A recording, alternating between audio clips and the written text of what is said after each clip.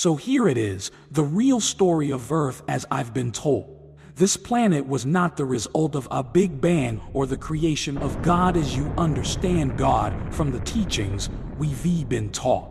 This planet was seeded with life by race of benevolent aliens from a planet called Eden. It's located in the Centauri star system. And when I say life, I mean all of it, especially us. This race of beings are immortal, and for millions of years they developed all that has ever lived on this planet. It was their seed bank, lovingly referred to as the Garden of Eden. The most beautiful of all planets, by far, is Earth. These beings were given the responsibility of populating vast assortment of planets in many places with plant and animal life. It was their job to create, to seed life. Unlike the story we were told, God does not work alone. As you see, we have angels speaking for all of you. And for the record, the entirety of the universe refers to Creator God as the One, and Creator is a fitting assertion. The One is neither alive or dead, male or female, good nor bad. Creator just is. Creator is life, all life. The One is responsible for creating all the framework which functions to provide an environment for everything to exist in. Creator created this planet and all planets you will ever visit. The One was most impressed by the intelligent creatures that function to serve the universe Creator created, the immortals. They are benevolent in nature and guided by love. The craftsmen tasked with maintaining the integrity of what the One had created. Each variety is responsible for its own set of initiatives bestowed upon them. Some maintained light, some sound, some created lesser beings to inhabit the planets our creators from Eden seeded with life from their amazing garden, and so on. However, in the face of all the One had created, even Creator was not perfect. The One had made only one mistake, but it was a big one. I'm not going to even pretend I understand it. But in the beginning, when the One was all there was, Creator became lonely. To combat this problem, the One divided itself by 25% to create another, lesser version of itself. This new number 2 quickly realized that's exactly what it was. Lesser. The One could have split in half and made them equal, but Creator didn't. And when the One finished what Creator had set out to do, create the universe, number 2 took offense to the fact Creator played no role whatsoever in all that was created. Upon realizing the sole purpose of number 2's existence was to keep the One from becoming lonely again, Creator decided to leave. Number 2 fell from grace and rejected Creator's place at the side of Creator's Creator and left. At the time, number 2 didn't realize it, but its choice to leave introduced something new to the universe. Two things actually: conflict and free will. Number 2 took up residence in a far-off corner of the universe. It didn't take long to realize, though, Creator was all alone just as well. As the One had divided itself to solve the same problem, so too did number 2. But number 2 didn't want to face the same dilemma. So Creator divided into 6 equal individuals. And they quickly set out to develop this corner of the universe into their very own version of what the rest of the universe was like. However, the division into 6 individuals had corrupted the very nature of what that being had been in the first place. And the result was a galactic society of miscreants, elites who care. 9th division had separated more than just number 2. It deleted key bits of knowledge and understanding from the consciousness of the whole universal subconscious. So when these 6 rejects seeded their own little corner in the universe, they didn't even realize or understand. All the creatures they created to reside on the planets had no soul intact. They were flesh and blood beings who only lived for a certain length of time and would die one day. We were created from the One pure just the way we were, with a soul, for our reason, for a grand God created conscious reason. It was the intention of our creators for us to be the caretakers and guardians of the Garden of Eden.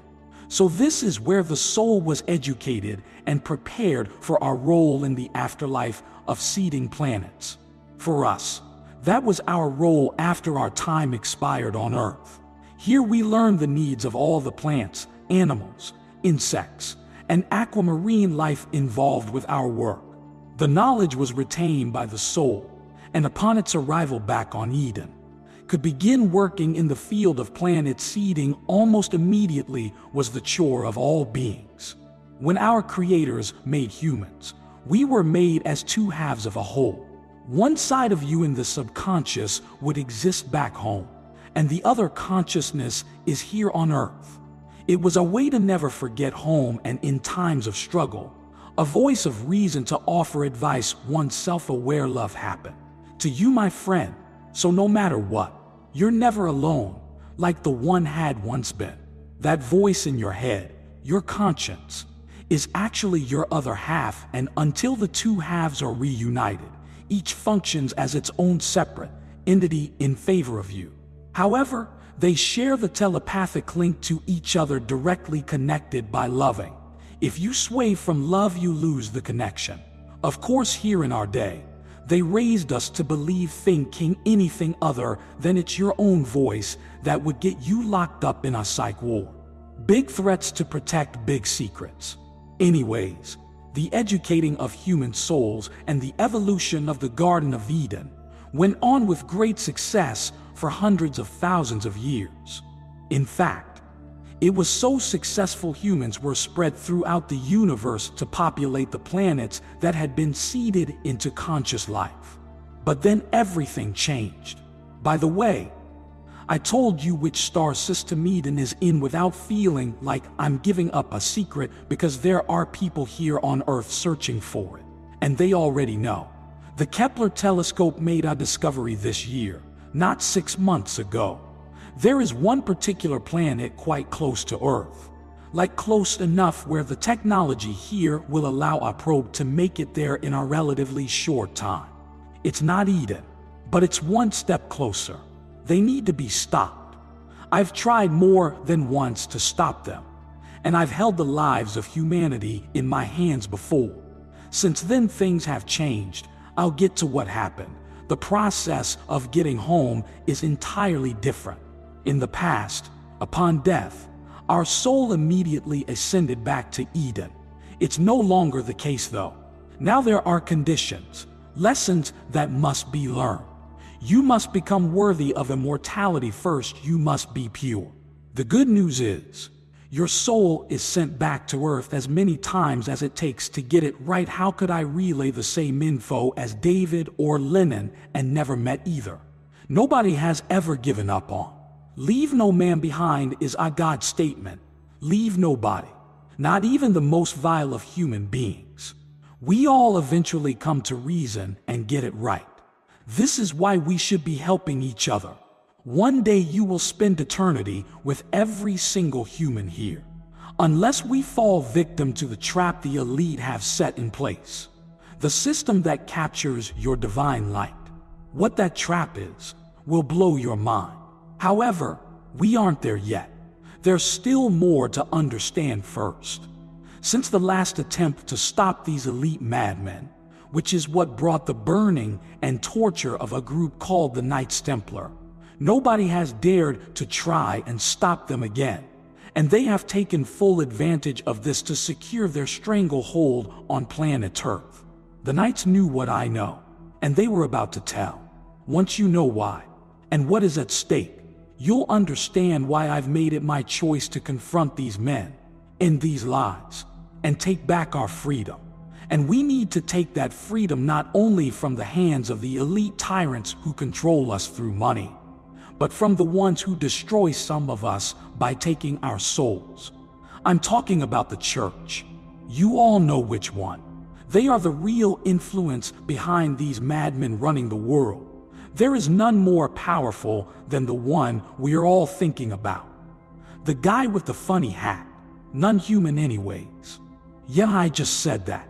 But it's gotta be said. And someone had to say it. And that's always been my role, to sound the alarm. But this time, the call will be heard. This time, the world is ready to hear it. With my voice, David's, and many, the age of information has brought a new dimension, one we have never had available before. This time we have the ability to unite us all worldwide. And we are. And the souls of all the warriors who have ever lived and died at the hands of the elite are here helping. All of them. You're all here. Some will know it, most don't, but you all will. The universe will not let you sleep until you accept the responsibility of fixing what we have always allowed them to do to us. The elite aren't exactly like us, in case you haven't noticed. There is an empty void, a hole in all of them. It really is us versus them. You may believe we are all one and some spiritual awakening is on the horizon. But please, know this. There are two humanoid species living together here on Earth. And no, they are not shape-shifting reptilians. In all ways they are identical to us, except for one thing. They don't have a soul, no spirit light. When they die, they are dead. That's it. No more. They are manufactured clones. Well, that's not true. There's one other thing that separates us from them. They will not, under any circumstances, wake up to see the world as we do, ever. These soulless shells I'm talking about are the elite, and they know what they are about and what they will never stop doing. There are others too who suffer an impairment of their soul and they have no idea what they are. But I'll get to that later. It's imperative if we want to experience any kind of freedom again. We begin working together as one well-oiled machine. It's the only way we can move forward into a new age of enlightenment, free from all the pain that you've accepted as your life on planet Earth. But it will not be easy. Look deep down inside yourself. That calling you've always felt inside you, but could never quite figure out. It is our home. It's Eden calling to us all, and your other half reaching for you. And they need you now, more than ever.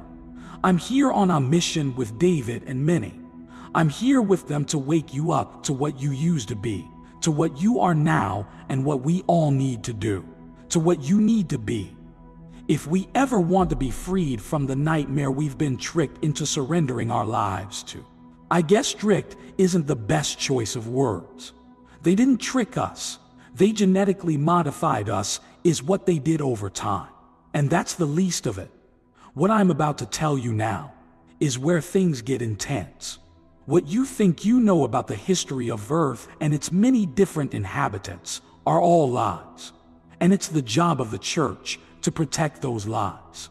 And the reward of protecting those lies goes to the enforcers of the lie, the Illuminati. That reward is your life of servitude. And every man, woman, and child belongs to them. Because the elite know they are soulless shells of what we are. They hate us for having souls. Once I explain what they are lying about, and how far they've gone to protect the lie, you'll understand just how much hate for us they hold. The only other things that interest them are material riches and the thrill of feeling somehow superior as they treat us like garbage in our ruthless pursuit of the almighty dollar. And we allow it because deep down we feel like our souls will live on regardless. But that was the old way. All I can say is we were lucky that our creators had made it so only two humans that reproduced would have a child with one pure soul. So, just as everything was going completely as planned with the Garden of Eden, shit happened. There was an invasion on Eden and they lost. They are peaceful scientists, not warriors. The Anunnaki, a race of soulless beings from the corner of the universe developed by what had once been number 2, had come seeking knowledge. They required technology to save the atmosphere of the planet they came from, Nibiru. But Eden refused to help them. They were not in the business of cooperating with any of the soulless abominations created by the six-headed beast, which had manifested from the peace of the one Creator had given up to address its loneliness. And the Anunnaki replied in force. In the process of taking what they came for, they also discovered the location of Earth. They left Eden in near ruins and made off with some very sensitive, essential information about all life, and about planet Earth in particular. The Anunnaki first arrived on planet Earth during a cleansing period around 300,000 years ago. Once all of the different species were properly sampled and classified, or if circumstances required it, the scientists in charge would initiate a cleansing, the eradication of the old, to usher in the new. The idea being to repeat the same process with new varieties of plants and animals, as they were developed and created. As I said, the human being is one half of a whole. On Eden, our other half works to create all the plant and animal life that is taken to Earth for mass production. The one had provided a master set of a select number of plants and animals. These scientists then used the endless possibility of combinations to genetically combine these master life forms into everything living we've ever seen here on Earth. The half that was involved with the genetic creation of a specific plant or animal on Eden worked telepathically with its other human half, as it nurtured and developed that individual life form here on Earth. One half births the species, the other half raises it. This particular ice age was also to repair a structural issue with the drainage system. A series of massive trenches and gullies were needed, and the only thing powerful enough to dig them were migrating glaciers. The humans all relocated to Africa during that time, moved by ships sent from Eden. Unfortunately, this relocation turned out to be the very thing that gave full advantage to the Anunnaki. The Anunnaki were quite pleased with initial test samples they took upon arrival. This planet was rich with monatomic gold, just as the stolen information from Eden had stated. The information from Eden provided them with the formula used to create or repair an atmosphere. Monatomic gold is the key ingredient, and they needed a lot. The first thing the Anunnaki did was set in motion a chain of events which accelerated the melting process. There was a large area, though, where life was thriving, and the climate was fairly stable. Here the Anunnaki found a creature they hoped could be used as workers for the massive job of mining the earth. Humans. However, these creatures were quite different than anything the Anunnaki had ever encountered. They seemed intelligent enough, but they were impossible to deal with. Nothing, not fear, not pain, not even watching their friends die would sway them to what the Anunnaki wanted them to do. It was almost like they had one purpose and couldn't do anything else even if they wanted. But what it really was love for their home and an outright refusal to damage, destroy, alter, or manipulate the earth at the Anunnaki's request. That, and the humans knew something was wrong. They could feel it in their souls, and the voice of their conscience echoed a desperate warning of impending doom. The Anunnaki even tried, unsuccessfully, claiming they were the ones who created the humans. However, at that time the Anunnaki were unaware of the connection the humans had to their other subconscious half back on Eden. The Anunnaki were in fact very intelligent creatures. However, a series of genetic manipulations performed on the male humans would solve the problem, or so it was believed. One by one the male humans were captured and injected with a DNA upgrade that would eventually change the fate of the inhabitants of the Garden of Eden. It would just be a matter of time. The Anunnaki, having completed the genetic tampering, prepared to leave. They needed to give the melting process of the ice-covered planet time to do its thing. A small team was assembled and would remain on Earth to manage and maintain the breeding process of the humans. This task was put into the hands of an top scientist named Enki. Enki was a powerful member of the upper echelon of Anunnaki hierarchy. This covert team would stay hidden and remain secretly among the humans. Enki was very interested in studying the progress on the rate of change in these creatures. The Anunnaki had an amazing gift bestowed by the six-headed beast which created them. They had the power to shape-shift, or transform into whatever they needed to be, so they took on human form. Enki stood among the humans and watched as the other Anunnaki boarded their ship and left Earth. At that point, the changes to the human mind had not taken over yet. And as the ship left, a legend was born about the ones who came from the sky in black clouds that burned in the sky. And in telling this legend, the first of the changes began to materialize in the hearts and minds of the recently injected men, as fear crept in and filled them with a brand new perspective on life. This new emotion clashed heavily with the very limited emotional database humans had been living with up to this point. It only took a few generations of reproduction for Enki to realize something had gone wrong. By this stage, there should have been significant changes in the way this creature's mind worked. But the change was minimal at best. These creatures were learning to simply adapt, and somehow they retained the sense of self-worth they had always enjoyed. Frustrated, Enki began a series of experiments on his modified humans. What he discovered shocked and amazed him. In ways he could not understand, it appeared this creature was in fact two creatures. Enki began to decipher a series of files that were part of his spoils of war from the invasion of Eden, and what he learned, he could not believe.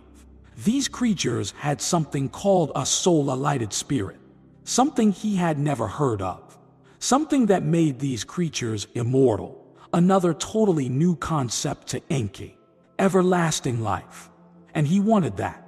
In fact, he became obsessed with the idea. So obsessed that Enki entirely forgot why he had attempted to change the humans in the first place. All that mattered was finding a way to implant or replicate one of these souls into himself. Experiment after experiment failed, and as these further modified humans got released back among the others, the more damaged the integrity of the humans became. After several more generations, significant changes could be seen.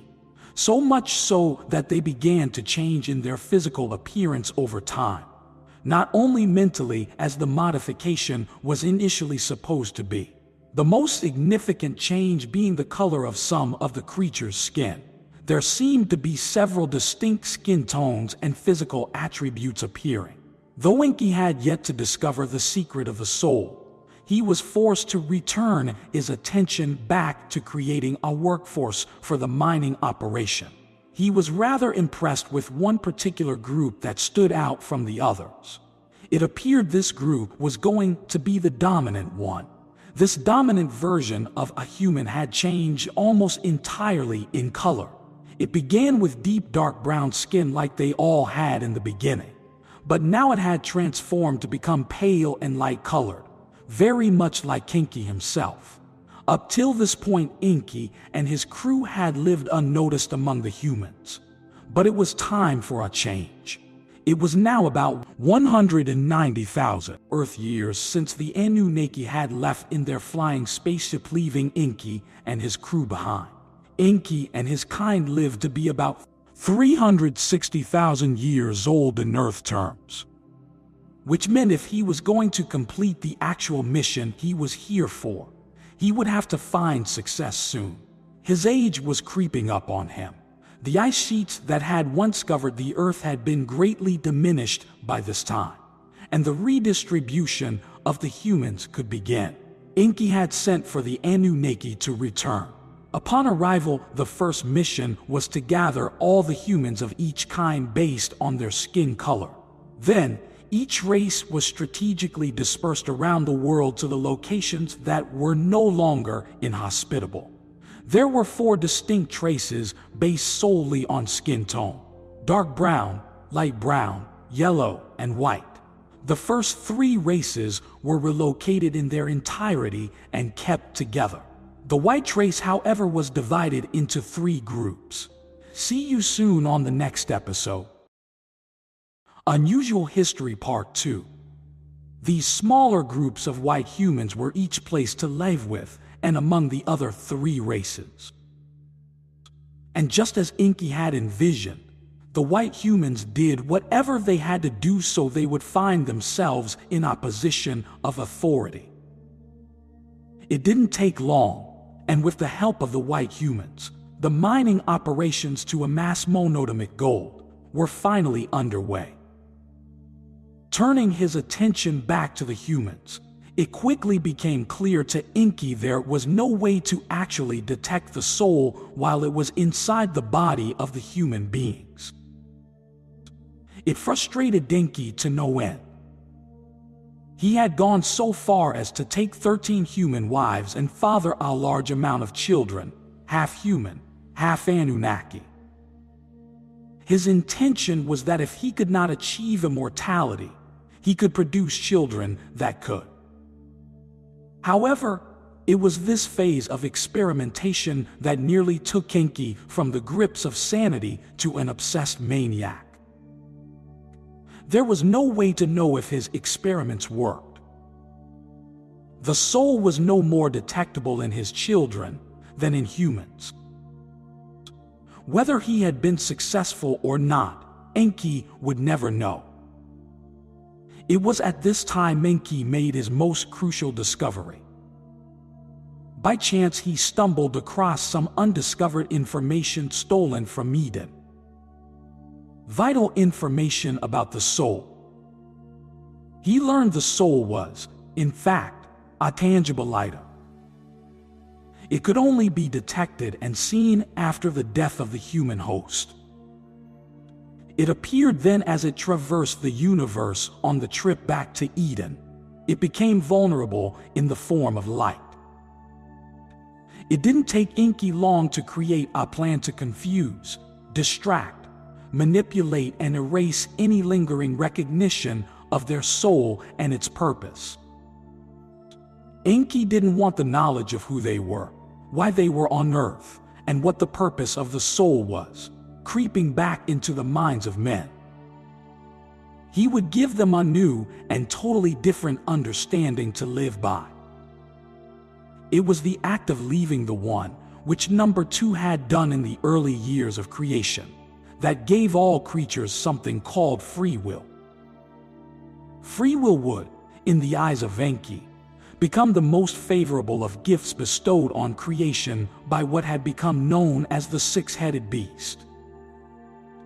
And Enki was prepared to take full advantage of his creator's many gifts if it meant immortality. The children of Enki were a powerful group. They had no soul, but they did have some of the strengths that made Enki such a powerful creature. One such quality they acquired was a lifespan much greater than a human. On average, these children would roam the earth for up to 5,000 years. Another was their size and strength. The males in particular reached heights of 10 feet, weighed nearly 800 pounds, and had the strength of 10 men. The reaction of the population towards these massive creatures, who otherwise resembled humans, is what gave Enki the idea which ultimately resulted in our current state of world affairs today. Enki had his children roam the earth in search of the worst human beings alive. It was now apparent just how wrong some of Enki's experiments had gone. Murderers, rapists, thieves, and tyrants made up a decent part of the population. When they found these offenders, they made an example out of them and slaughtered them all. The children of Enki told the remaining humans the type of behavior these bad humans displayed was against what they were willing to accept as allowable from this point on. The children of Enki claimed their role as gods amongst men. They presented their absent father as the one, creator of heaven and earth, and promised anyone who crossed them or their father would meet the same fate as the many men they had recently slaughtered. The humans began to cower in fear at the sight of these massive half-humans. and they would go to any length to secure the favor of these gods if they could. The reason Enki was going to such great lengths to deceive the humans should be of great concern to every human alive today. Enki had been successful in his attempts to capture a human soul as it ascended to Eden. He formed the grid over the planet. What he learned from this was, and still is, a very frightening prospect which affects us as human beings to this very day. Enki had found a way to harness, drain, and absorb the unique type of energy the human soul contained into his own system. And by doing so, Enki had secured the lesser version of the immortality he had sacrificed so much of his sanity to while searching for the secrets to living forever. All he needed was an endless supply of human souls to drain and absorb, to consume.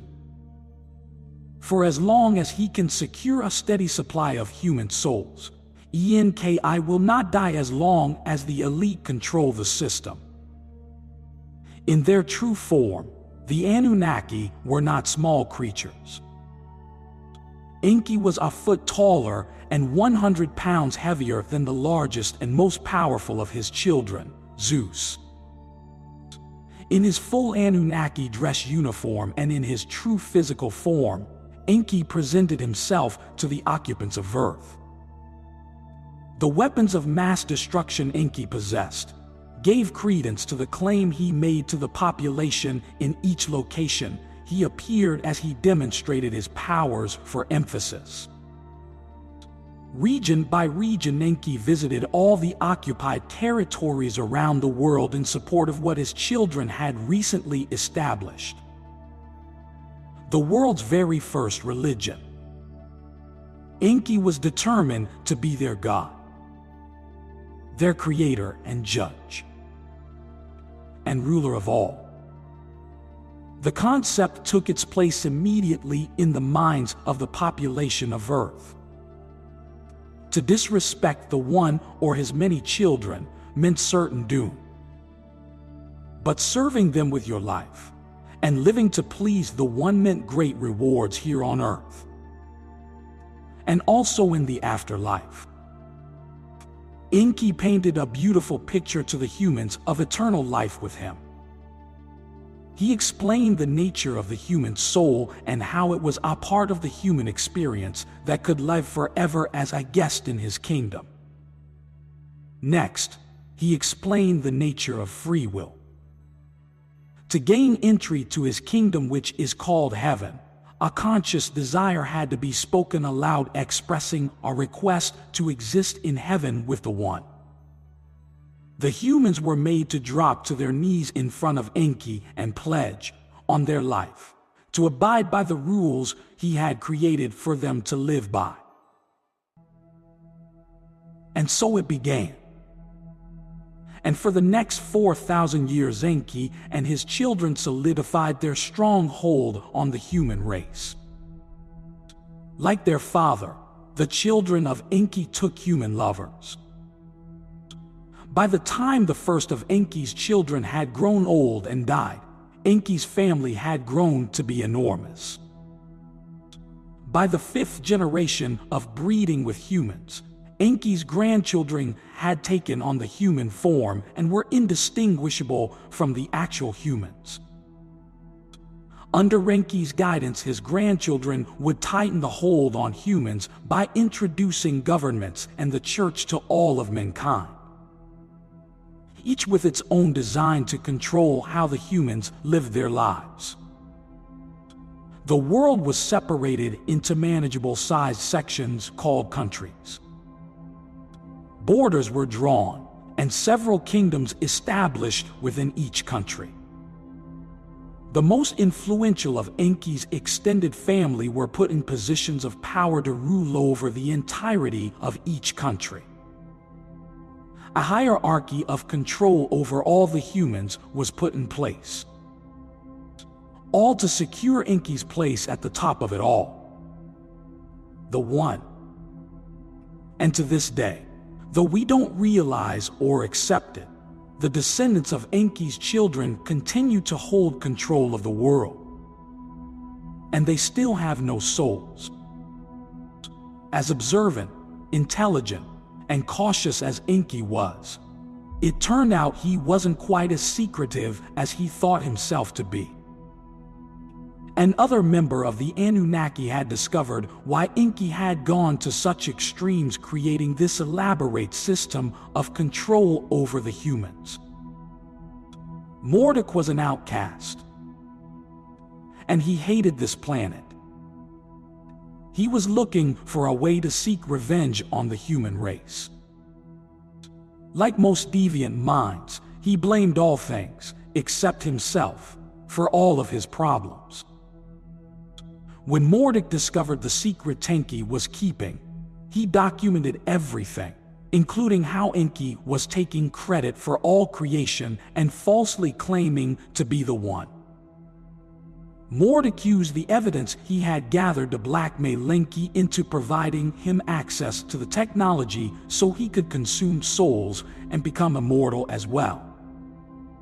As miserable, angry, and pissed off at the world as Marduk was, there was no surprise in the way he chose to win possession of the souls. He played on the worst of the human traits that had developed in the unfortunate victims of Enki's obsession with genetic manipulation. Traits like greed, anger, jealousy, and corruption were Marduk's signature approach. He would provide material riches such as money, gold, precious gems, and even sultry women, and offer them a life of gluttony, control, and power to turn people away from Enki's promise of eternal life in heaven. Marduk painted his own picture of an awesome place to spend eternity, which also would attract its fair share of humans. Like Enki, Marduk had succumbed to the beauty held by the women of Earth. He too had a large family of part human, part Anunnaki children and grandchildren. He brought them all together. But rather than operate like Enki and create an opposing faction of towns and cities of their own, Marduk decided his approach would consist of infiltrating and corrupting the system of control Enki had established from the inside out. In response, Enki had the church add a story that told of a fate worse than death for those who would take up sides with Marduk. To join with Marduk meant your soul would burn and be tortured forever in a truly evil, sick place called hell. And just as this battle for human souls really got going in full swing, it came to a sudden stop. In a stunning display of Creator's intense capability, the One appeared suddenly out of thin air. In the next instant, swooping from the sky came a small fleet of spacecraft which landed very close to where the One now stood. From inside these crafts, a group of representatives from Eden stepped foot on the soil of Earth for the first time in hundreds of thousands of years. Sadness turned quickly to anger as what they saw around them sunk in. They wanted their planet back. But with something as complicated as the One mediating the situation, it would not be as simple as forcing the Anunnaki out. The One saw opportunity for a test of strength between the soulless creation of the six-headed beast and his very own creation, the residents of Eden. It was the humans the One wanted put to the test. Creator had approved the original design of human beings, but now had some serious doubt about the integrity of this mutated creature that was really nothing like it had started out to be. There were great concerns about gifting immortality to such an unstable life form the humanoid had changed. Thus it now has to prove itself. So, to ensure these humans were put to the test, the One decided that the Anunnaki would no longer be allowed to reveal themselves in the flesh to humans. Both Enki and Marduk would have to go into permanent hiding or leave Earth. It was up to them. The residents of Eden were given the same restrictions. They were not permitted to show themselves to the residents of Earth. They had to find a way for the humans to see what was happening and what had happened in the past for the world to end up going from what it was to what it is now, today here. Enki was quick to approach Marduk. With all that was at stake, the two opposing Anunnaki warriors decided to join forces and unite their families who were permitted to stay on Earth. They had no souls, so were of no interest to the one. At this point, Marduk went into hiding. Enki, on the other hand, used his ability to shapeshift one last time, as he too disappeared from the face of the earth, never to be seen in his true form again. Enki transformed himself into a fertilized embryo in the womb of a descendant of his own family, a young woman named Mary. 9 months later, Enki was born into the world as a human baby. A baby with no soul of its own. A baby named Jesus. A baby that would forever enslave mankind and provide himself and Marduk an everlasting supply of souls. At least that was the plan the two Anunnaki had come up with after being confronted by the One. The Centurions from Eden were a smart bunch. But this type of mental warfare was not their strong suit. The Anunnaki had the advantage since deceit seemed to be the spirit of this contest. They were not without some tricks of their own, however. The residents of Eden had already captured several humans and began the complicated process of reversing the genetic manipulations that Enki had performed. It turned out to be impossible. Much of what Enki had done was now a permanent part of human life regardless. They had a plan B, and once more the humans were subjected to further genetic modifications. It was a tricky process. The human host had to physically die. Then their soul was captured and manipulated. A jolt of electricity was then used to bring the human back to life. And that was it. The altered soul returned to the body. The body released back to where it was taken from, unharmed. This method wasn't the quick fix needed, but in the long run, it would be more effective. This addition to the soul didn't change the person who received the upgrade. It was designed to create change in the offspring of the recipients. It was a process that would take a very long time, but it would eventually produce some very different humans. They would look the same as everyone else, but their hearts and minds would be far more in tune with the needs of Mother Earth and her occupants. Their empathetic values would outshine common man. And in the early part of the 1900s, the very first indigo soul arrived on Earth, a quirky Australian man named Darrell Flynn. The long-awaited results started to trickle in, until the late 1960s when the first main wave of indigo souls were born into this world. And every year since. I'm sure as indigo souls matured and began having children of their own, the crystal children began to rise. The crystal children are to be the witnesses to a great global change. It's their duty and role to document what takes place. They will use the knowledge of their journey to create a better way of life for the future offspring. Never again will people suffer the fate the human population has endured so far at the hands of Enki and Marduk. The union between the children of Enki and Marduk was very powerful and very corrupt. For almost 2,000 years, they have worked hand in hand to ensure the secrets and lies of the past stay buried. The church knows all the lies. It's their role to protect Mordecai Enki and keep them alive by ensuring a steady stream of our souls to arrive to be consumed. It was also a key component of the plan to ensure that the world never finds out how two Anunnaki madmen fooled the world with the story about Jesus and Lucifer to enslave the world. If you haven't caught on, there is only one way to win back the Garden of Eden. Enki and Mordecai have exceeded their lifespan and are vulnerable to our unconditional love.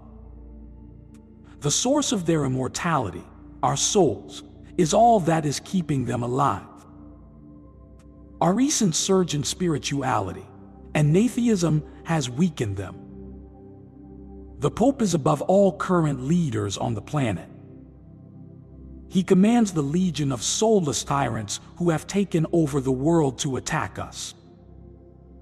They have crafted a web of deceit and corruption in the never-ending lust for power and control of the entire planet just to capture souls for the two gods. And in doing so, they have enslaved us all with war and a list of unspeakable controls to scramble our gut intuition. We are bound to them by something called the monetary system, via many avenues: big pharma, taxation, war, healthcare, blah, blah. Value is placed on a worthless object, a simple piece of paper, for example. That object is then provided in great quantity to most anyone with the ability to repay what was borrowed. By charging a substantial fee for such a loan, these tyrants in control of the monetary system are making a huge profit at our expense for doing absolutely nothing. They have found a way to control every aspect of our lives. They control food production and distribution, healthcare, space programs, knowledge consumption. They control energy production and distribution. They control access to water, healthcare, education, and a whole long list of other essential services. And they have introduced a massive array of distractions which draw our attention away from everything they do. TV being one of the most potent distractions of them all, and war as the #1 large bargaining chip. These distractions serve to create an atmosphere of confusion about and detachment from the present moment we all share. In case it may have slipped past you, the present moment is all we have. It is the concrete of creation.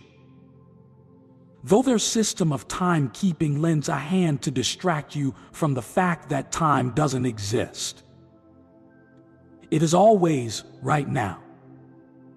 Right now is the time to face these liars. Right now is the time to walk away from their churches, their banks, their corporations that monopolize the food industry, and their set of principles which guide our entire lives. Right now it's time to end this nightmare of illusion and deceit.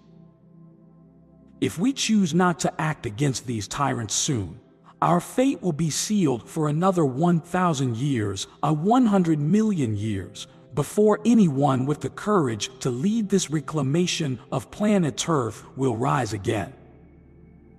We are here just as David has sworn to give his life, as many have to prove all we say is real.